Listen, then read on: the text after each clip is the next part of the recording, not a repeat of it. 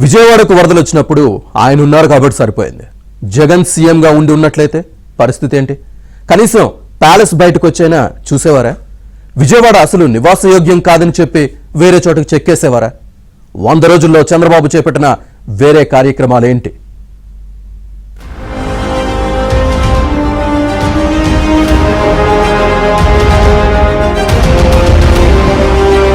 విజయవాడకు వరద వచ్చినప్పుడు ఆదుకోవడమే కాదు, మళ్లీ వరద బురద బాధ నుంచి నగరాన్ని తప్పించారు. బుడమేరు గండ్లను యుద్ధ ప్రాతిపదికన పూడ్చారు. ప్రకాశం బ్యారేజ్ ను ఢీకొట్టిన 3 ఐరన్ బోట్లను తొలగించారు. ఏపీలో 70,000 కోట్లు పెట్టుబడులు పెట్టేందుకు బీపీసీఎల్ కంపెనీని ఒప్పించారు చంద్రబాబు. సంపద సృష్టి, యువతకు ఉద్యోగాల కల్పనే లక్ష్యంగా పనిచేస్తున్నారు. ఇంటర్ విద్యార్థులకు ఉచిత పాఠ్య పుస్తకాలపై జీవో విడుదల చేశారు.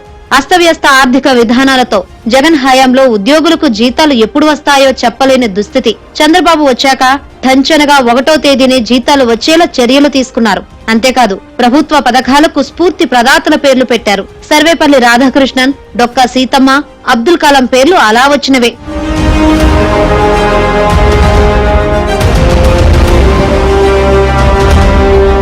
చంద్రబాబు సీఎం అయిన ఈ 100 రోజుల్లో అర్చకుల వేతనాలు 10,000 నుంచి 15,000కు పెంచారు.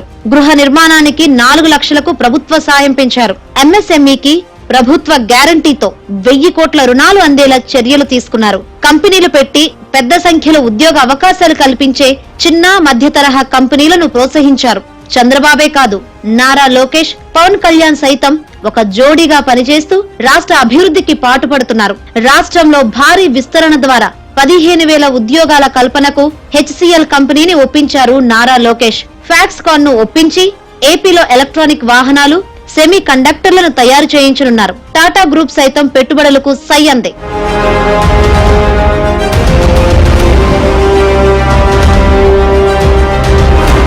గత ప్రభుత్వం బకాయి పెట్టిన గుడ్లు, చిక్కీల కాంట్రాక్టర్లకు 178 కోట్లను విడుదల చేసింది. 5,000 కోట్ల రూపాయల సాయంతో సూర్యలంక, శ్రీశైలం, రాజమహేంద్రవరం, సంఘమేశ్వరంలలో పర్యాటక రంగం అభివృద్ధికి శ్రీకారం చుట్టారు. ప్రభుత్వ జీవోలు పెట్టే వెబ్సైట్ ను పునరుద్ధరించి పారదర్శక పాలన చేపట్టారు.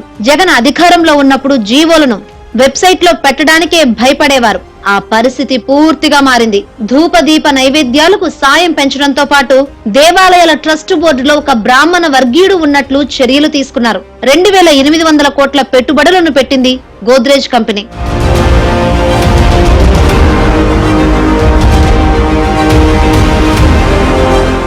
తెలంగాణ నుంచి ఏపీకి రావాల్సిన 2,500 కోట్ల బకాయిలు విడుదలయ్యాయంటే అది కేవలం చంద్రబాబు కృషి. మహిళలకు ఉచిత ప్రయాణం హామీని నిలబెట్టుకునేందుకు 1,489 కొత్త బస్సులు కొనుగోలు చేశారు. జగన్ హయాంలో ఒక్క కొత్త బస్సును కొన్న పాపాన పోలేదు.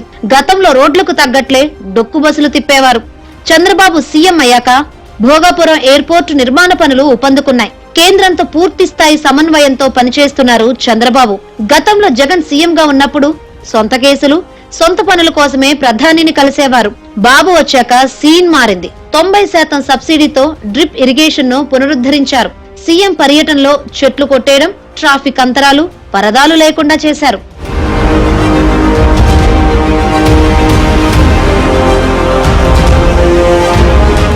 రాజధాని అమరావతి నిర్మాణం ఊపందుకుంది. ఈ ప్రాంత రైతులకు కౌలు 5 ఏళ్లు పొడిగించారు. పట్టాదారు పాసు పుస్తకాలు ప్రభుత్వ రాజముద్రలతోనే ఇస్తున్నారు. Amaravati ring road, railway line కు ఆమోదం తెలిపారు.